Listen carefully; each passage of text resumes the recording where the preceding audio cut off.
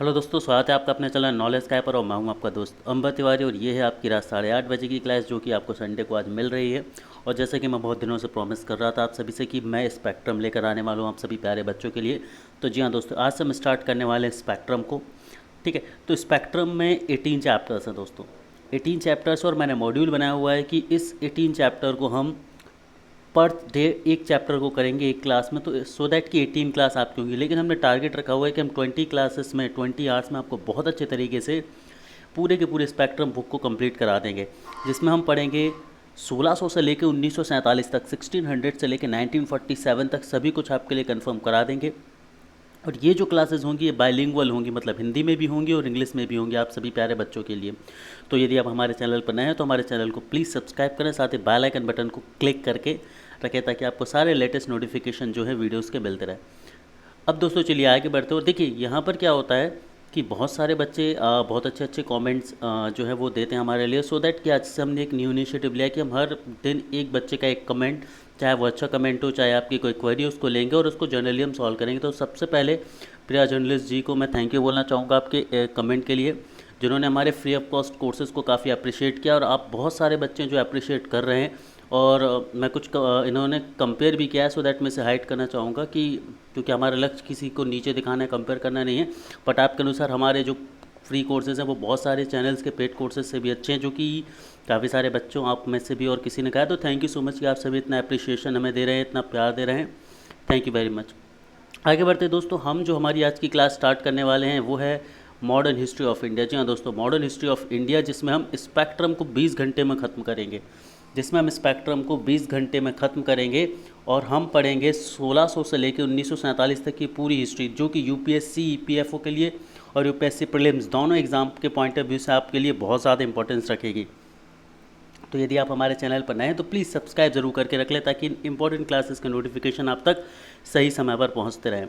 सो चलिए आइए दोस्तों, स्टार्ट करते हैं हमारी सीरीज़ को और हमारे आज के लेक्चर को। अब देखिए यहाँ पर यदि हम बात करें चैप्टर 1 की, तो जो आपका चैप्टर, ये देखिए ये यूनिट में डिवाइड है और यूनिट में चैप्टर्स में डिवाइड है। तो यदि 18 यूनिट यहाँ पर, तो हम पहले ही यूनिट की बात करें तो यूनिट में 2 चैप्टर हैं। पहला चैप्टर है जिसमें सोर्सेज की बात करी गई हिस्ट्री की, और जिस दूसरे पार्ट में बात करी गई इसमें अप्रोचेस की, मतलब आधुनिक भारत के इतिहास के स्रोत और उपागम, सोर्सेज एंड अप्रोच को हम यहाँ पर इस क्लास में आज डिस्कस करने वाले हैं। अब ज़रा हम आगे बढ़ते हैं और समझ लेते हैं कि सोर्सेस क्या होते हैं और अप्रोचेस क्या होते हैं, स्रोत या उपागम क्या होते हैं। तो देखिए सोर्सेस या अप्रोचेस की हम बात करें तो सोर्स या स्रोत क्या होते हैं। देखिए जब भी हम आज हिस्ट्री की बात करें तो हिस्ट्री के लिए जैसे बहुत जर्नल कॉन्टेक्स्ट में हम बात करें कि हमें पुराने समय की इन्फॉर्मेशन किससे मिलती है।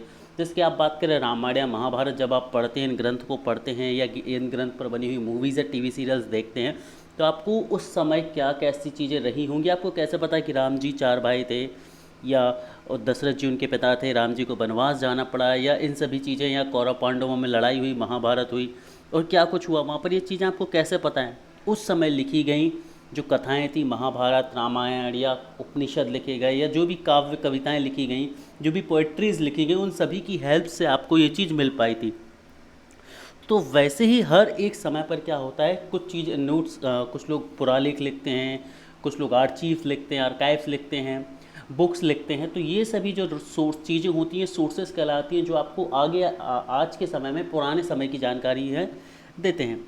तो वैसे ही आज के समय की भी हम बात करें तो जब हम मॉडर्न हिस्ट्री की बात करते हैं तो मॉडर्न हिस्ट्री है या मेडाइवल हिस्ट्री है या एंशिएंट हिस्ट्री है, प्राचीन काल, मध्यकाल और आधुनिक काल की यदि हम बात करें तो इनकी जानकारी हमें किताबों से मिलती है जनरली, या जो सबूत मिलते हैं हमें, पुरालेख मिलते हैं, जो आर्काइव्स मिलते हैं, उनसे पूरी जानकारी हमें मिलती है। तो उन्हें हम स्रोत कहते हैं, उन्हें हम सोर्सेस कहते हैं। अब अप्रोचेस क्या होते हैं, अप्रोचेस समझिए। जब भी हमें बुक्स को हम पढ़ते हैं तो हमने देखा होगा, जैसे हिस्ट्री की बुक्स है तो राइटर्स अलग अलग तरह के होते हैं। जैसे कि हम बात करें 1957 के रिवोल्ट की, 1957 के विद्रोह की बात करें, तो कुछ राइटर्स हैं जो 1957 के विद्रोह को, रिवोल्ट को अच्छा बोलते हैं, कुछ बोलते हैं ख़राब, कुछ बोलते हैं कि ये एक सिर्फ मिलिट्री रिवोल्ट था, सैनिक विद्रोह था। कुछ ये बोलते हैं कि भाई ये सभी अपने अपने राजा अपने अपनी जो डायनेस्टी थी उसको पाना चाह रहे थे, इसके लिए युद्ध हुआ, ये एक फ्रीडम स्ट्रगल नहीं था। तो बहुत सारे जो राइटर्स हैं वो अपना अपना व्यू देते हैं, तो उनकी जो व्यू देने का तरीका है या जिस चीज़ को उन्होंने एम किया है उसे हम अप्रोच कहते हैं। तो सिंपल भाषा में बोले कि वो किस तरह की बातें करते हैं, किस चीज़ को फेवर करते हैं, उसे उसकी अप्रोच कहा जाता है। तो सोर्सेज और अप्रोच में आप सभी को आई होप डिफरेंस समझ आ गया होगा। तो आज की क्लास में हम सोर्सेज और अप्रोचेस दोनों को कंप्लीट करने वाले हैं, है ना, बहुत सिंपल तरीके से, बहुत आसान तरीके से। तो हम आगे बढ़ते हैं, स्रोतों की तरफ हम चलते हैं। तो सबसे पहले हम बात करते हैं कि सोर्सेज कौन कौन से होते हैं हमारे लिए हिस्ट्री के, है ना, स्रोत कौन कौन से होते हैं हमारे पास हिस्ट्री को जानने के। तो आप सभी लोग यहाँ पर देख सकते हैं कि आर्काइव्स जो होते हैं, अभिलेखागार, जो अभिलेख होते हैं, पुरालेख भी इन्हें बोला जाता है, वो आपके मेन सोर्स होते हैं किसके, हिस्ट्री को पता करने के। अभी आर्काइव्स अलग अलग तरह के हो सकते हैं, सेंट्रल गवर्नमेंट के आर्काइव्स हो सकते हैं, स्टेट गवर्नमेंट के आर्काइव्स हो सकते हैं। 3 प्रेसिडेंसी थी जो उस समय, बंगाल, मद्रास और बॉम्बे, इन तीनों प्रेसिडेंसी के जो लेख हैं, आर्काइव्स हैं, उनसे मदद मिलती है। जुडिशरी या न्यायिक जो रिकॉर्ड होते हैं उनसे हमें जानकारी मिलती है। प्राइवेट रिकॉर्ड्स जो होते हैं, जो भी प्राइवेट रिकॉर्ड्स होते हैं, जैसे लोग अपने पास नोट्स बना के रखते हैं, जैसे डेली डायरी राइटिंग होती है या नोट मेकिंग करते हैं लोग कि आज ये हुआ, यहाँ पर ये घटना घटी, ये इंसिडेंट हुआ, तो वो प्राइवेट रिकॉर्ड्स कहलाती हैं। किसी के प्राइवेट ऑफिशियल रिकॉर्ड्स भी हो सकते हैं, जैसे लीडर्स होते थे, वायसरायज होते थे, तो उनके जो प्राइवेट रिकॉर्ड्स होते थे, जो राजा महाराजा अपनी तारीफ़ों के लिए प्राइवेट कविताएं बनवाते थे, पोएट्रीज बनवाते, तो ये सभी प्राइवेट रिकॉर्ड्स कहलाते हैं। बायोग्राफीज़ होती हैं, आत्मकथाओं की बात करें हम तो लोग अपनी आत्मकथाएं लिखते हैं। उन आत्मकथाओं में वो समय जो भी इंसिडेंट हुए होते हैं, जो भी घटनाएं हुई होती हैं, उन घटनाओं को मेंशन करते हैं, जिससे हमें अंदाज़ा होता है कि हाँ इनके समय ये सारी चीज़ें हुई थी, और हमें जानकारियाँ मिलती है इतिहास के बारे में, हिस्ट्री के बारे में, हमें सारी इन्फॉर्मेशन वहीं से मिलती है। उसके अलावा हम बात करें ट्रैवल रिकॉर्ड्स की, यात्रा रिकॉर्ड, यात्रा वृतांत की हम बात करें तो बहुत सारे लोग हैं, जैसे पोर्चुगीज़ आए थे, पुर्तगाली लोग आए थे भारत, पुर्तगालियों के अलावा डच आए थे, डच के अलावा ब्रिटिशर्स आए, स्वीडिश आए, फ्रांसीसीज लोग आए। तो इन सभी में कुछ ना कुछ लोग थे जिन्होंने अपनी ट्रैवल हिस्ट्री लिखी, है ना। उन्होंने आते समय लिखा है कि भाई उन्होंने क्या क्या देखा भारत में, क्या क्या रास्ते में देखा, भारत उस समय कैसा था, क्या क्या कंडीशंस थी इंडिया में। हमें सोने की चिड़िया के बारे में कैसे पता चला, इन्हीं रिकॉर्ड से तो पता चला कि भारत उस समय बहुत अमीर था, मसाले होते थे या जो भी सारी चीज़ें थी। तो जैसे कि हेनसांग आया था, यदि हम एंशियंट टाइम की बात करें तो हम हेनसांग के बारे में सुनते हैं, इब्न बतूता के बारे में सुनते हैं। तो ये सभी ट्रैवलर थे, ये एक जगह से दूसरी जगह आए, इन्होंने अपनी यात्रा वृतांत लिखे, अपनी ट्रैवल रिकॉर्ड्स लिखे, और वो उन रिकॉर्ड्स से हमें जानकारी मिलती है कि जब ये आए थे उस समय इंडिया कैसा था या कौन कौन सी इंसिडेंट उस समय हुए थे।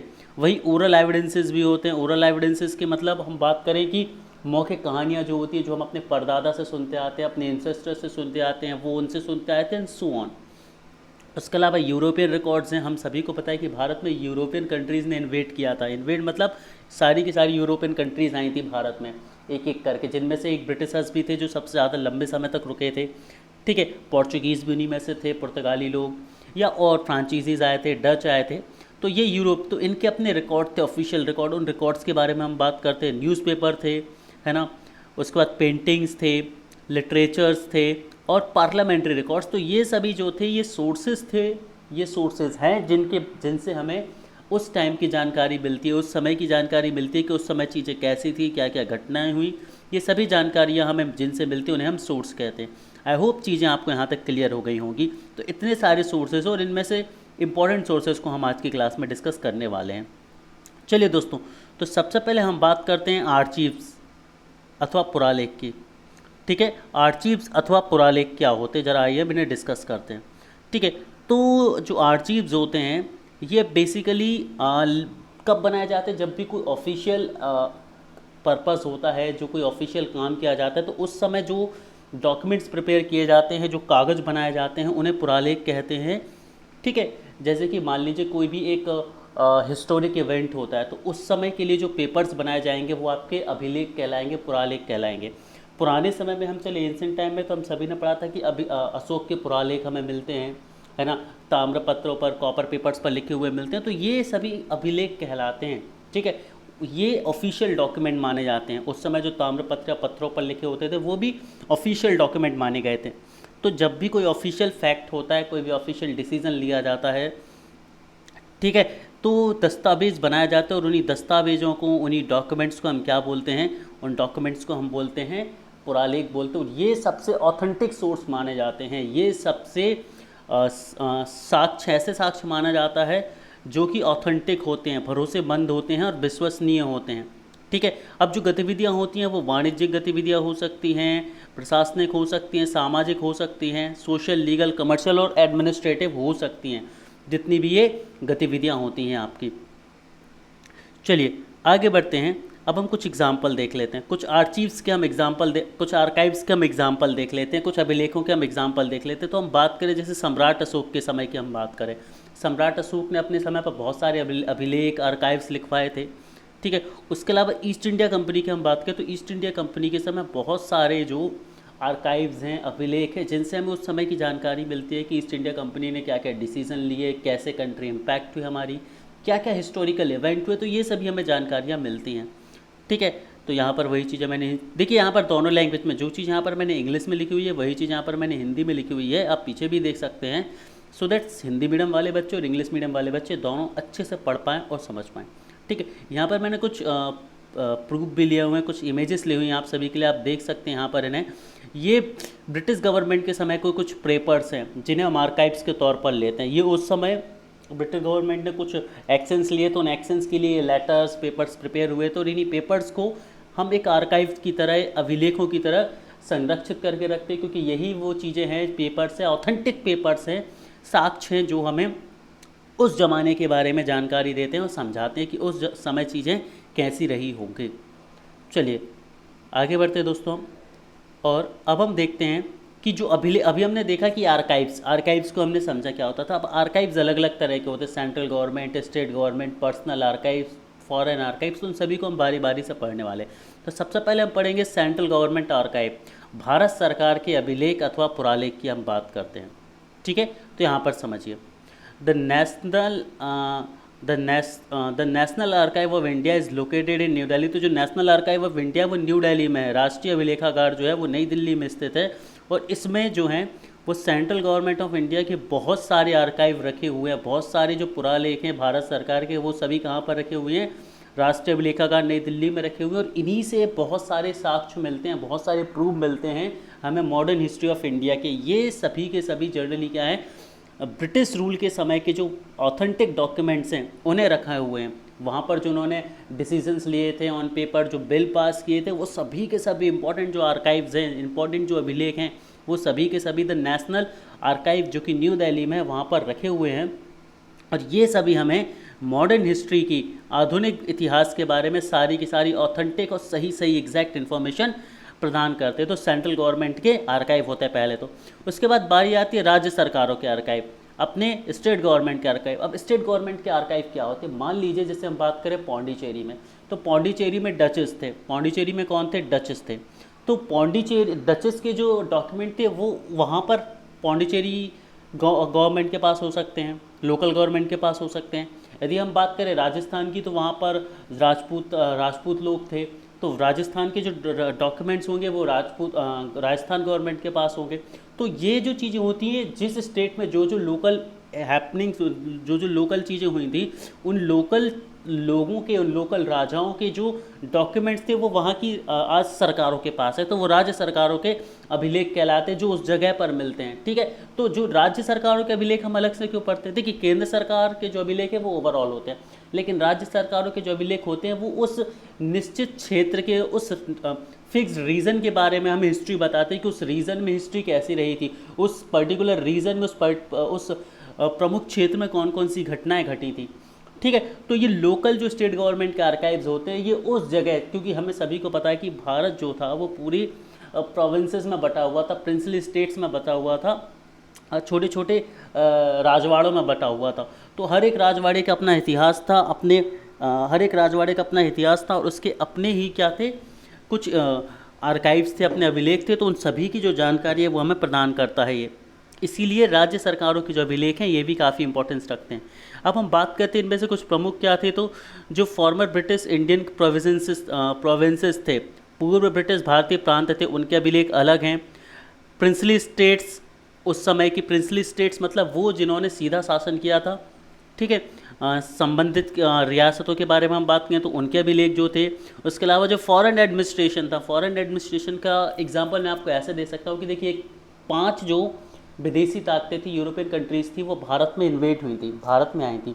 तो हम सबको पता है कि गोवा में बहुत समय तक पुर्तगालियों का राज था, गोवा में बहुत समय तक पोर्चुगीज़ पुर्तगालियों का राज था।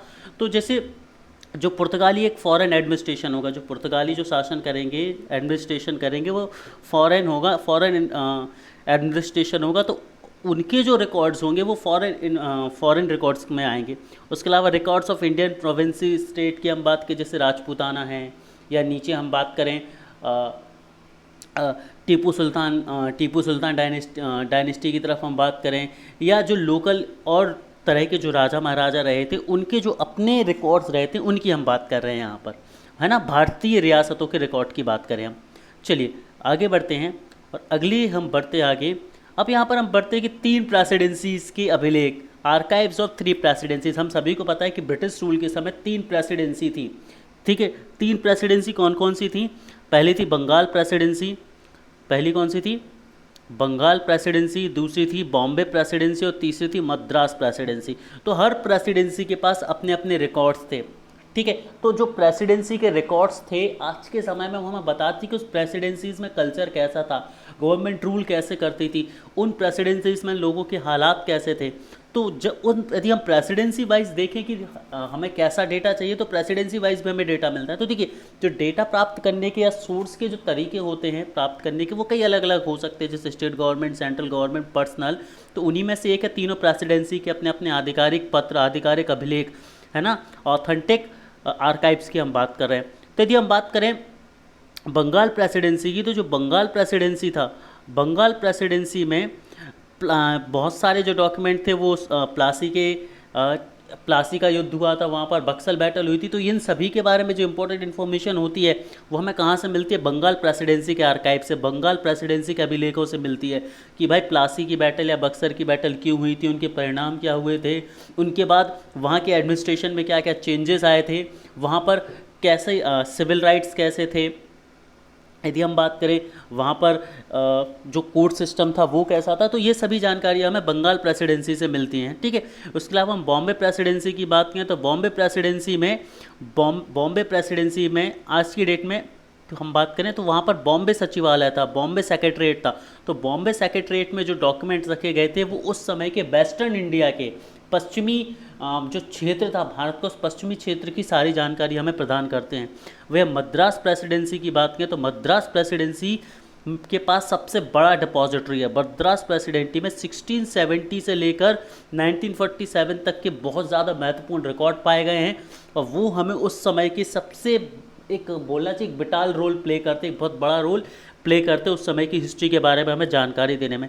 क्योंकि जितने भी आर्काइव्स होते हैं उन आर्काइव्स का एक ही फंडा होता है कि आपको उस समय की जानकारी दे। देखिए, आर्काइव्स का एक ही मतलब होता है और आर्काइव्स का एक ही पर्पस भी होता है कि वो उस समय की आपको जानकारी प्रोवाइड कराएं कि उस समय चीज़ें कैसी रही थी, ठीक है दोस्तों। आई होप चीज़ें आपको यहाँ पर क्लियर हो रही होंगी, ठीक है। तो 3 तरह प्रेसिडेंसीज को हमने पढ़ लिया। 3 प्रेसिडेंसी थी, बंगाल प्रेसिडेंसी, बॉम्बे प्रेसिडेंसी और मद्रास प्रेसिडेंसी।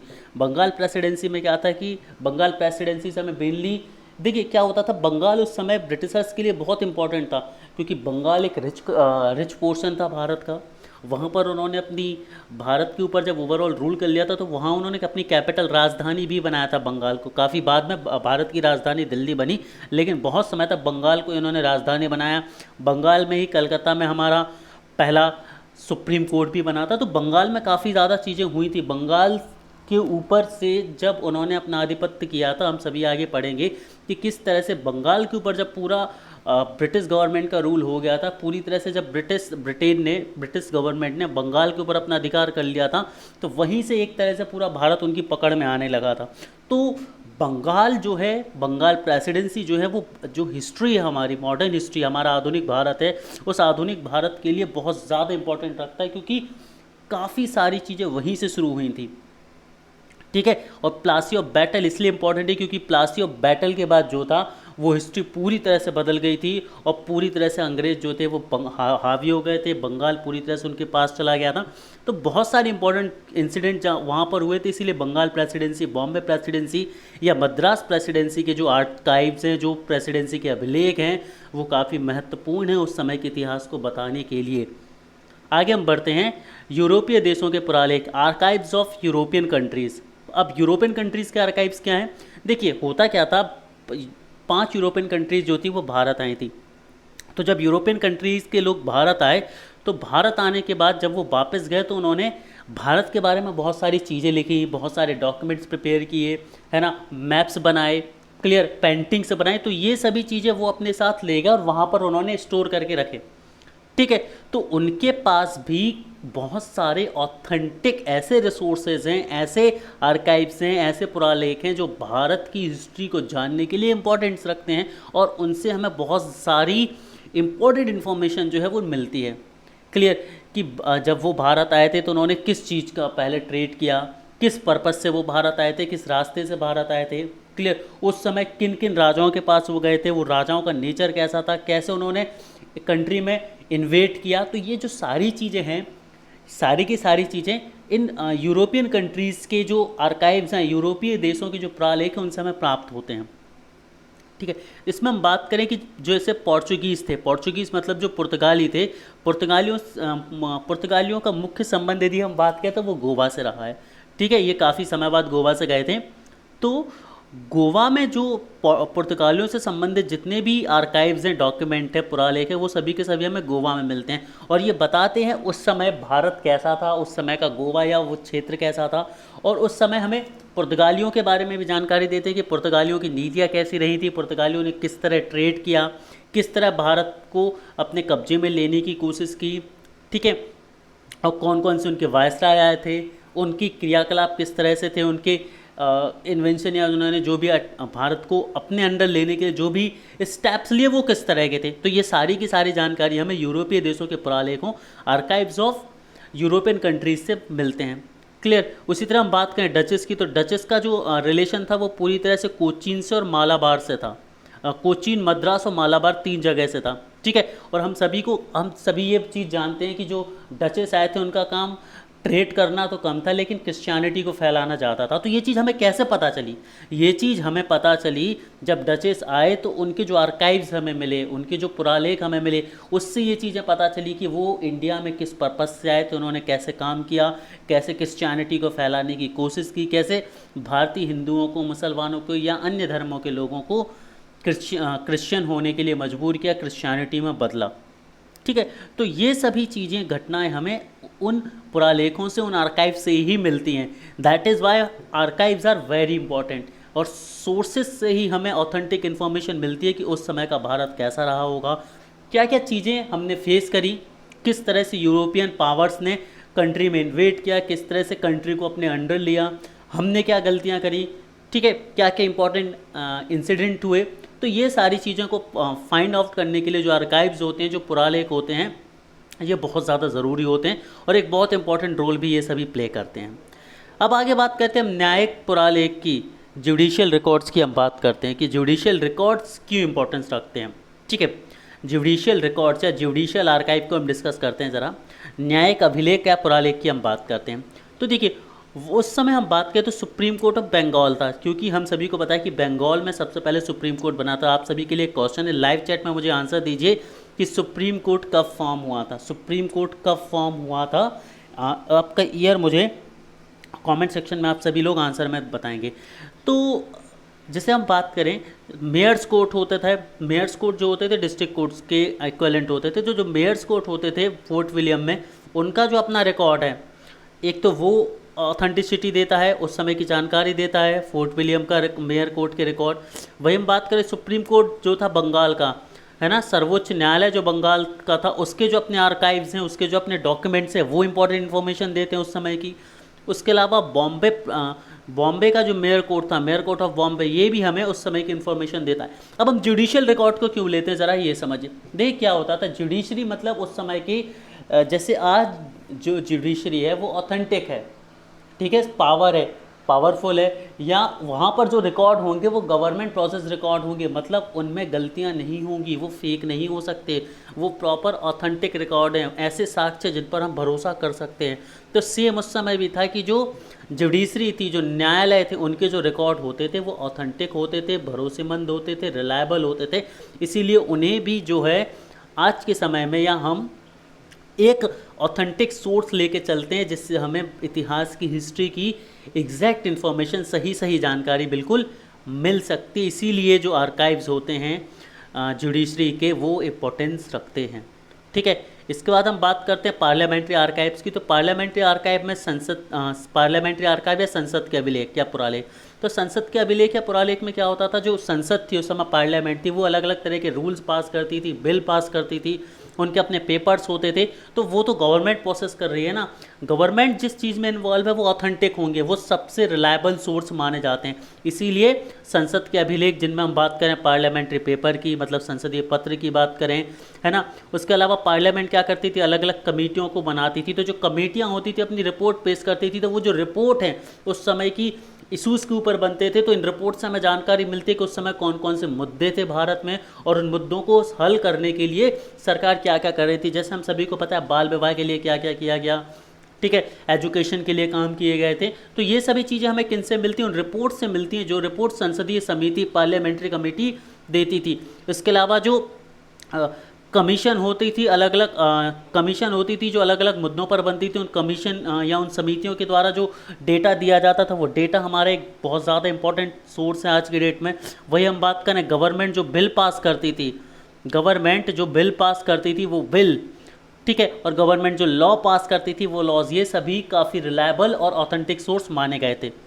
आगे हम बात करते हैं पर्सनल आर्काइव्स की।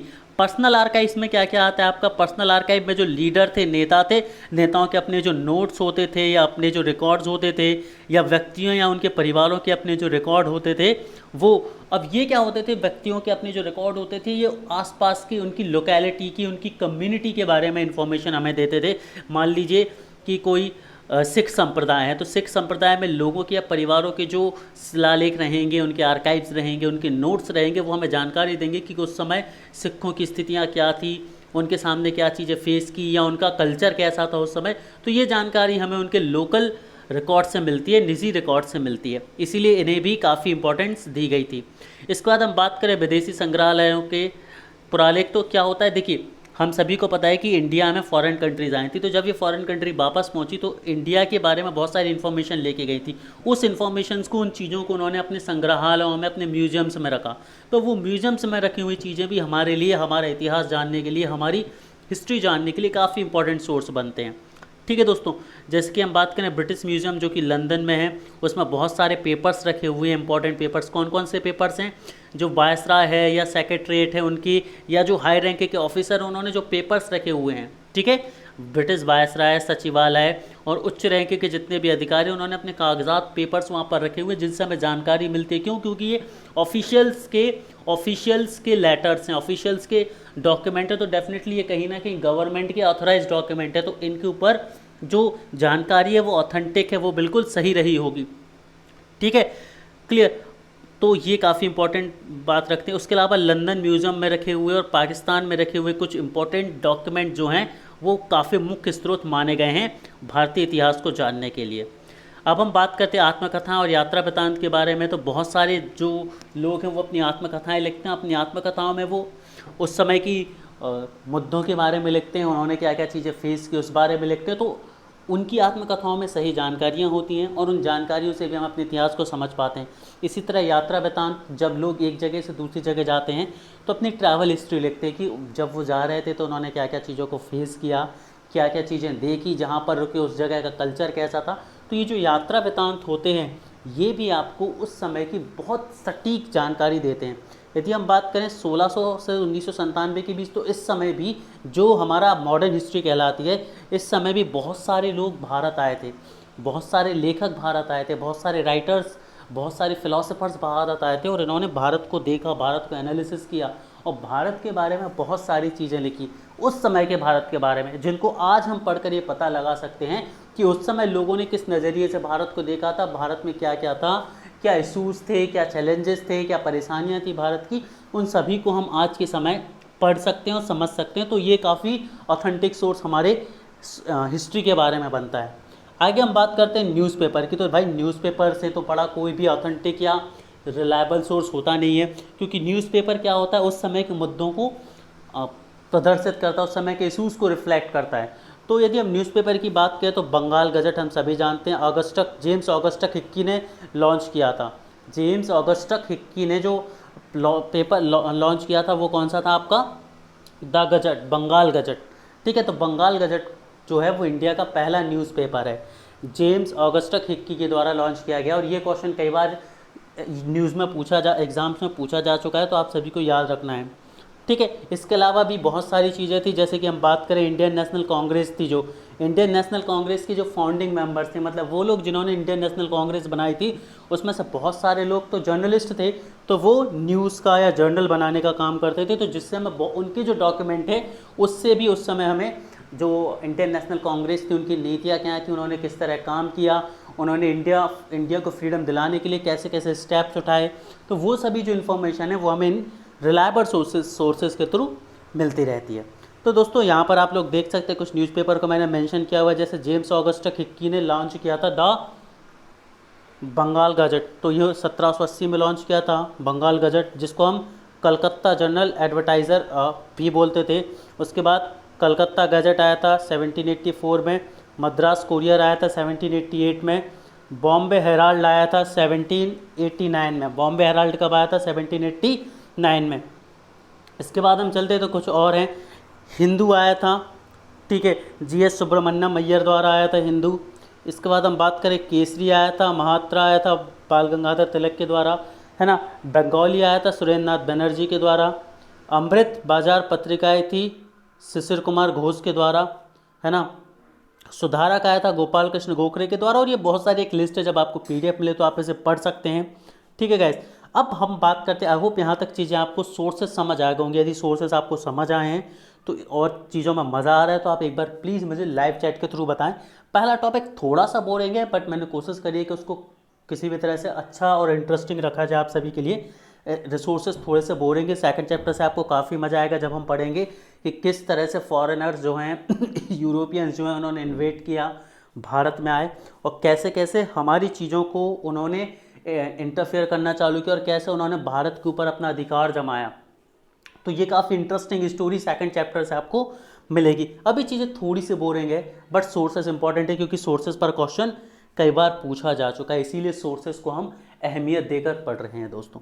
तो चलिए हम अब अप्रोचेस की बात करते हैं। हमने देखा बहुत सारे राइटर्स आए थे, भारत के बारे में बहुत कुछ लिखा था, बहुत सारे जर्नल्स थे, बहुत सारे न्यूज़पेपर थे, उन्होंने भारत के बारे में बहुत कुछ चीज़ें लिखी थी। तो अब हम बात कर लेते हैं कि जो चीज़ें लिखी गई थी उन चीज़ों की अप्रोच क्या थी, उन्होंने किस किस को अच्छा कहा, किस किस को बुरा कहा, यही चीज़ हम यहाँ पर पढ़ने वाले हैं। तो सबसे पहले हम बात करते हैं हिस्टोरियोग्राफी। होता क्या है हिस्टोरियोग्राफी, इस टर्म को समझिए। जब भी एक राइटर होता है, एक राइटर क्या करता है, अपनी बुक में लिखता है, तो बुक जो होती है वो अलग अलग अप्रोच की होती है। जैसे हम सभी ने सुना था ना, क्रिटिक होते हैं कोई, है ना। क्रिटिक का काम होता है आलोचना करना, क्रिटिसिज्म करना लोगों का, ठीक है। कुछ कॉमेडियंस होते हैं, मजाकिया होते हैं, जो चीज़ों को मजाक में लिखते हैं, है ना। तो सबकी अपनी अपनी अलग राय होती है, और जो उनका लिखने का तरीका होता है, जो इंटरप्रिटेशन होता है, इस मेथड को हम हिस्टोरियोग्राफी कहते हैं, ठीक है। तो लेखकों की जो लिखने की तरीके होती है, राइटर्स की जो राइटिंग अप्रोच होती है, उसको इंटरप्रिटेट करना, उसको समझना, हिस्टोरियोग्राफी कहलाता है। क्या कहलाता है दोस्तों, हिस्टोरियोग्राफी कहलाता है। तो अब हम समझने वाले हैं अलग अलग अप्रोचेस को। तो हम सबसे पहले पढ़ेंगे कॉलोनियल अप्रोच, उपनिवेश उपागम। अब कॉलोनियल अप्रोच की यदि हम बात करें, ठीक है, तो कॉलोनियल अप्रोच मतलब कॉलोनीज़ के लिए बनाई गई अप्रोच है। तो कॉलोनीज़ कौन बनाते थे भाई, ब्रिटिश बनाते थे। ब्रिटिश पाश्चात्य संस्कृति है ना, वेस्टर्न कल्चर है। तो भाई ऑब्वियस सी बात है, ये कॉलोनियल अप्रोच है, तो किसकी तारीफ करेगी, ये कॉलोनीज़ की तारीफ करेगी, मतलब ब्रिटिशर्स की तारीफ करेगी। तो वो राइटर्स जिन्होंने ब्रिटिशर्स की तारीफ की है ना, वेस्टर्न कल्चर की तारीफ की अपनी राइटिंग में, अपने लेखन में, तो उनको हम बोलते हैं उपनिवेश उपागम। उस अप्रोच को हम क्या बोलते हैं, उपनिवेश उपागम बोलते हैं, ठीक है। तो इसमें उन्होंने क्या किया, वेस्टर्न कल्चर को प्रेज किया है, पश्चिम संस्कृति की प्रशंसा की। उन्होंने बोला था कि भाई जो लोग हैं वही पढ़े लिखे लोग हैं, एजुकेटेड लोग हैं, और उनके पास अधिकार है कि वो पूरी दुनिया के ऊपर राज करें, शासन करें। तो अब देखिए होता क्या था, अलग अलग तरह के लोग होते हैं ना, जैसे हम इंडिया में हैं, कुछ लोग बोलते हैं कि नहीं भाई मॉडर्न कपड़े पहनना चाहिए, कुछ बोलते हैं नहीं हमें इंडियन कल्चर में रहना चाहिए। तो जो मॉडर्न कपड़े पहनने वाले हैं उनके साथ वाले उनकी तारीफ़ करते हैं, है ना। और जो दूसरे लोग होते हैं इंडियन कल्चर की उनकी बुराई करते हैं। सेम इंडियन कल्चर के साथ वाले जो लोग होंगे वो उनकी बुराई करेंगे और अपने कल्चर को फेवर करेंगे। कुछ होंगे जो न्यूट्रल होंगे, जो बोलेंगे भाई कुछ फ़र्क नहीं पड़ता, आप कुछ भी पहनिए, आपकी सोच अच्छी होनी चाहिए, तो वो आप दोनों का ही साथ नहीं देंगे। तो जिस जगह से आता है उस जगह की तारीफ करता है। तो यही राइटर्स के साथ भी होता है। तो हम बात करते कुछ राइटर्स थे जो वेस्टर्न कल्चर की तारीफ करते थे, जिनके अकॉर्डिंग वेस्टर्न कल्चर जो है पढ़े लिखे लोग होते हैं और उनके पास पूरे विश्व पर शासन करने की शक्ति क्षमता है और उन्हें पूरे विश्व पर शासन करना ही चाहिए। और वो जो है इंडिजीनियस सोसाइटी और कल्चर था, जो स्वदेशी लोग थे, समाज और उनकी संस्कृति की हमेशा क्या करते रहते थे, बुराई करते रहते थे। बोलते थे कि भाई जो हिंदू लोग हैं ये अनपढ़ हैं, गंवार, इन्हें कुछ नहीं आता, इन्हें हमारी कॉलोनी में ही रहना चाहिए, हम ही इन्हें पढ़ा लिखा सकते हैं, हम ही इन्हें अपने अंदर शासन करा के सुधार सकते हैं। तो ये कुछ इस तरह के अप्रोच उपनिवेश अप्रोच या उपनिवेश उपागम कहलाती है आपकी, है ना। इसका एक एग्जाम्पल है जैसे जेम्स मिल, जो जेम्स मिल हैं ये इसका एक बहुत अच्छा एग्जाम्पल है। जेम्स मिल कैसे राइटर, एक कॉलोनियल अप्रोच के राइटर है, उपनिवेश उपागम के एक लेखक हैं। आगे हम बढ़ते हैं, ठीक है। यहाँ पर हम बात कर लेते हैं कॉलोनियल अप्रोच में। तो कॉलोनियल अप्रोच में ब्रिटिश रूल ओवर इंडिया की ये बात करते हैं कि भाई जो ब्रिटिश रूल है इंडिया पर वो सही है और वो होते रहना चाहिए लॉन्ग समय तक। उसके बाद ये बात करते हैं ओरिएंटलिस्ट रिप्रेजेंटेशन ऑफ इंडिया की। इसके अलावा ये British brought unity in India, ये बोलते हैं कि भाई जो ब्रिटिशर्स हैं इन्होंने इंडिया में यूनिटी लेके आए हैं, मतलब इंडिया में एकता ला लेकर आए हैं। ऐसे इसलिए बोलते थे क्योंकि इससे पहले जो भारत था वो छोटे छोटे रजवाड़ों में था, छोटे छोटे स्टेट्स में डिवाइड था, प्रिंसली स्टेट्स में डिवाइड था। लेकिन जब ब्रिटिश रूल आया हमारे पास तो लगभग सभी प्रिंसली स्टेट्स खत्म हो गए और भारत एक हो गया। तो इनके अनुसार ये था कि भाई इन्होंने भारत में एकता लाई है, भारत में यूनिटी लेकर आए, अदरवाइज़ भारत छोटे छोटे राज्यों में बटा रहता। उसके अलावा मतलब ये वो सारी बातें करते हैं जो तारीफ़ करे, किसकी, ब्रिटिशर्स की तारीफ़ करे, जो उस अप्रोच की तारीफ़ करे, उनके काम की तारीफ़ करे। इसके अलावा सोशल ड्राविज्म की बात करते हैं, सर्वाइवल ऑफ द फिटेस्ट की बात करते हैं। सर्वाइवल ऑफ द फिटेस्ट का मतलब ये बोलते हैं कि जो उस समय स्ट्रांग रहेगा, फिट रहेगा, परिस्थितियों के अनुकूल ताकतवर रहेगा, वही सर्वाइव करेगा। क्योंकि आप सभी ने देखा होगा कि बहुत सारी कंट्रीज़ भारत आई थी, लेकिन लंबे समय तक शासन किसने किया, ब्रिटेन ने हम पर शासन किया, ब्रिटेन ने हम पर सबसे ज़्यादा टाइम तक रूल किया, ठीक है। तो ये सुपीरियर्स की बात करते हैं, सुपीरियर टू नेटिव्स, मतलब ये बोलते थे कि जो ब्रिटिशर्स हैं, अब देखिए पांचों कंट्रीज जो थी वो यूरोपियंस थी और नेबर थे एक दूसरे के, लेकिन ये बोलते हैं कि हम अपनी पांचों कंट्रीज़ में सबसे ज़्यादा सुपीरियर हैं और हम ही जो है वो रूल कर सकते हैं। We are the fittest and we can rule over the India, मतलब ले दे के ब्रिटिशर्स की तारीफ करते रहते थे। आगे बढ़ते हैं हम और नेशनलिस्ट अप्रोच की बात करते हैं। अब सिंपल सी बात है कि भाई ब्रिटिशर्स जो लोग थे वो ब्रिटिशर्स की तारीफ कर रहे थे, तो इंडिया में भी कुछ लोग थे, इंडियन राइटर्स थे, तो वो बात किसकी करेंगे, देश की बात करेंगे, देशवासी स्वाधीन भावना की बात करेंगे, राष्ट्रीय भावना की बात करेंगे। मतलब ये लोग एक तरह से देशभक्त होंगे। तो जो देशभक्त होते हैं, जो लेखन करते हैं, जो राइटिंग करते हैं, तो वो ऑब्वियस सी बात है वो किसकी बात करेंगे, वो इंडिया की बात करेंगे, इंडियन अप्रोचेस की बात करेंगे अलग अलग। इनका कहना होगा कि भाई कैसे हम अपनी कंट्रीज़ को एक रख सकते हैं, कैसे हम अपने लोगों को जोड़ सकते हैं और कैसे हम ब्रिटिशर्स को भगा सकते हैं। ये इंडिया के अच्छे अच्छे पॉइंट की बात करते हैं, इंडिया की वीकनेसेस की बात करते हैं जिनको दूर किया जा सके, ठीक है। तो ले दे के ये क्या होते हैं, ये पैट्रियोटिक लोग होते हैं, ठीक है। तो the approach looks at the national movement and movement of the people, Indian people. तो ये भारतीय लोगों के बारे में पूरी तरह से बात करते हैं, भारतीय लोगों की प्रशंसा करते हैं, भारतीयों को एक दृष्टिकोण से देखते हैं, ठीक है। और इनका जो मेन एम होता है, ये क्रिटिसिज्म किसका करते हैं, ये बुराई किसकी करते हैं, उपनिवेश की बुराई करते हैं, कॉलोनीज की बुराई करते हैं, ये ब्रिटिशर्स के अगेंस्ट होते हैं। क्योंकि ये लोग कौन है, ये नेशनलिस्ट अप्रोच के लोग हैं, ये नेशनलिस्ट हैं, ठीक है। इसके हम बात करते हैं सब लैटन अप्रोच की, अधीनस्थ उपागम की, ठीक है। अधीनस्थ उपागम ये बात करता है भाई, अब अधीनस्थ उपागम कौन है ज़रा ये समझिए। एक वो जो पूरी तरह से ब्रिटिशर्स की बात कर रहे हैं, मतलब जो फॉरेन राइटर्स हैं, एक इंडियन राइटर्स का ग्रुप है जो हमेशा इंडियन की तारीफ करेंगे, ब्रिटिशर्स को, अब ब्रिटिशर्स के अपोज में रहेंगे अपने राइटिंग वर्क में, तो वो कौन हो गए, नेशनलिस्ट हो गए। अब इसके बाद कुछ लोग ऐसे, जैसे इंडिया में ही कुछ रूलर्स ऐसे हैं, कुछ लोग ऐसे थे जो ब्रिटिश गवर्नमेंट से मिल गए थे, है ना, ब्रिटेन के इन्फ्लुएंस में थे, उनसे उनको जो पैसा मिलता था या उनसे उनको जो चीज़ें मिलती थी उनके फेवर में थे वो, तो ऐसे लोगों को अधीनस्थ बोलते थे। तो ये क्या करते थे, ये भारतीयों के तो होते थे, लेकिन ये बोलते थे कि हमें ब्रिटिश रूल के अंदर रहना चाहिए। अधीनस्थ थे तो तारीफ उनकी करते थे और अपने ही साथ वाले भारतीय बंधुओं की क्या करते थे, बुराई करते थे, भारतीय दृष्टिकोण की बुराई करते थे अपने राइटिंग वर्क में। तो यहाँ पर है कि इनका विचार है कि भारतीय इतिहास लेखन की पूरी परंपरा में एक अमीर वर्ग का बोलबाला है और आम जनता की भूमिका की उपेक्षा की गई है। तो इनके अनुसार ये था कि भाई जो लोग अधीनस्थ की बात करते हैं, अधीनस्थ मतलब वो अमीर लोग जो पूरी तरह से ब्रिटिश सरकार से फ़ायदा ले रहे थे और अपने ही भाइयों का क्या कर रहे थे, अपनी भाइयों का शोषण कर रहे थे, अपनी भाइयों को एक्सप्लॉइट करके चल रहे थे, उनके बारे में बात करी गई यहाँ पर। तो ये आपकी थी सबलेटन अप्रोच। उसके बाद हम बात करते हैं मार्क्सिस्ट अप्रोच की। तो देखिए मार्क्सिस्ट अप्रोच जो है ये एक न्यूट्रल है, ठीक है। मार्क्सिस्ट अप्रोच बेसिकली बात करती है कि एक तरफ है कॉलोनी और एक तरफ है नेशनलिस्ट, ठीक है। तो इनके बीच जो लड़ाइयाँ चल रही हैं तो इन दोनों के इशूज़ को, इन दोनों के मुद्दों को लेकर मार्क्सिस्ट अप्रोच बात करती है। मार्क्सिस्ट अप्रोच जो है वो दोनों की अच्छाइयों की बात करती है, दोनों की बुराइयों की बात करती है। यदि हम बात करें तो ये बात इनका प्राइमरी जो होता है ये उस कंट्रडिक्शन पर बात करते हैं जो कि कॉलोनियल और नेटिव सब्जेक्ट में होती हैं। मतलब जो विरोधाभास चल रहा है उपनिवेश ताकतों में और जो मूल निवासी हैं उनके मूल विषयों में जो विरोधाभास चल रहा है, उस विरोधाभास, उस कंट्रडिक्शन के बारे में बात करते हैं, ठीक है। अब देखिए बट ऐसा नहीं है कि नेशनलिस्ट के साथ हैं, बिल्कुल ये राष्ट्रवादी उपागम के विपरीत हैं। ये डायरेक्टली जो है ये नेशनलिस्ट के अपोजिट बात करते हैं, नेशनलिस्ट की तरह बात नहीं करते। लेकिन ये अंतर विरोध जो है उनकी में जो इंटरनल जो डिस्प्यूट्स हैं उन डिस्प्यूट्स पर फोकस करते हैं, ठीक है। और इनमें यदि हम बात करें आर.पी. दत्ता, आर.एन. देसाई जो लोग हैं वो इस अप्रोच के लोग हैं, ठीक है।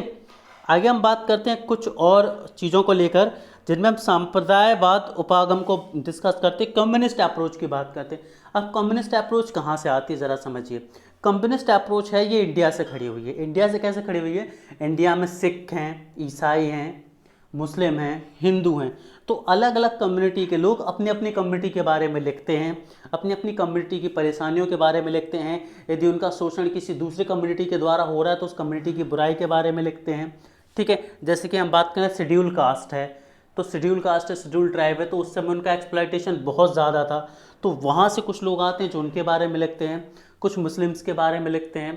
तो जो कम्युनलिज्म होता है, जो कम्युनल लोग होते हैं जो अपनी अपनी कम्युनिटी के बारे में लिखते हैं, अपनी कम्युनिटी को प्रेज करते हैं, अपनी कम्युनिटीज़ के इशूज़ को सामने रखते हैं, उन्हें दूसरी कम्युनिटी से मतलब नहीं होता, वो नेशनलिस्ट नहीं होते, उन्हें उपनिवेश से कोई मतलब नहीं होता, वो सिर्फ अपनी कम्युनिटी के बारे में सोचते हैं, अपनी कम्युनिटी के बारे में लिखते हैं। तो ऐसे राइटर, ऐसे लेखन को हम सांप्रदायवाद उपागम या कम्युनिस्ट अप्रोच बोलते हैं। उसके अलावा कैम्ब्रिज स्कूल अप्रोच। अब कैम्ब्रिज स्कूल अप्रोच है वो बहुत एक सिंपल सी चीज़ पर डिपेंड है। कैम्ब्रिज स्कूल अप्रोच एक लाइन पर डिपेंड है, इसको ऐसे समझिए। कैम्ब्रिज स्कूल के अकॉर्डिंग जो भारतीय लोग हैं वो अनपढ़ लोग हैं, वो इस देश के शासन को नहीं चला सकते, इसलिए उनको ब्रिटिश रूल के अंदर रहना चाहिए और ब्रिटिश रूल के अंदर ही वो अपने देश को चला सकते हैं। यदि ब्रिटिश रूल उन पर नहीं रहेगा तो वो इस देश को नहीं संभाल पाएंगे। ये कहना था कैम्ब्रिज स्कूल अप्रोच का, जो कि काफ़ी फेमस अप्रोच भी इस चीज़ का बहुत क्रिटिसिज्म हुआ है, इसीलिए इसको ज़्यादा फेम मिल पाई इस चीज़ को और ये ज़्यादा लाइट में आ पाई। तो याद रखेंगे आप लोग कैम्ब्रिज स्कूल अप्रोच को। उसके बाद नारीवाद उपागम को हम डिस्कस कर लेते हैं। अब नारीवाद उपागम क्या बात करता है? देखिए नाम से क्लियर, ये फेमिनिज्म अप्रोच है। इसमें क्या होंगे, महिलाओं के बारे में बात करी जाएगी, महिला सशक्तिकरण के बारे में बात करी जाएगी, है ना। मेल्स का क्रिटिसिज्म किया जाएगा कि कैसे फीमेल्स का जो है वो एक्सप्लॉयटेशन हो रहा था उस समय, कौन कौन से राइट्स थे जो फीमेल्स को नहीं मिलते थे या मिलने चाहिए। तो बेसिकली ये ले दे के बात करते हैं, जो फीमेल्स होती हैं, जो महिलाएं होती हैं, उनकी प्रॉब्लम्स के ऊपर फोकस करते हैं, उनको राइट्स दिलाने पर बात करते हैं, उनके एक्सप्लॉयटेशन को रोकने के लिए बात करते हैं, उनको नेशनल मूवमेंट में आगे आने के लिए रास्ता देने के लिए बात करते हैं। तो ये आपकी नारीवाद फेमिनिस्ट अप्रोच की बात होती है दोस्तों। तो दोस्तों यहाँ पर हमारी आज की क्लास खत्म होती है। Thanks for watching. आप लोग सभी लाइव चैट में एक चीज़ ज़रूर मुझे बताएंगे कि आपको ये क्लास कैसी लगी, क्या ये हेल्पफुल थी। आई नो थोड़ी सी प्रॉब्लम हुई होगी क्योंकि ये टॉपिक ही ऐसा था, पहला चैप्टर जिसमें अप्रोचेस थी और सोर्सेज थे, उतना ज़्यादा इंटरेस्ट इसमें नहीं आता, फिर भी मैंने कोशिश करी थी कि इसको इतना अच्छा बनाया जाए कि आप सभी इंटरेस्ट लेकर इसे पढ़ पाएँ। आगे हम ज़रूर डिस्कस करेंगे इसमें, आगे आने वाली चीज़ों में। जो हमारी नेक्स्ट क्लास होगी इसमें हम पढ़ेंगे कि कैसे यूरोपियंस इंडिया में है, वहाँ से आपको काफ़ी मज़ा आने वाला है, काफ़ी इंटरेस्टिंग चीज़ें होने वाली हैं। ठीक है, बट ये एक लेक्चर तो आपको झेलना पड़ेगा। Thank you guys, thank you very much.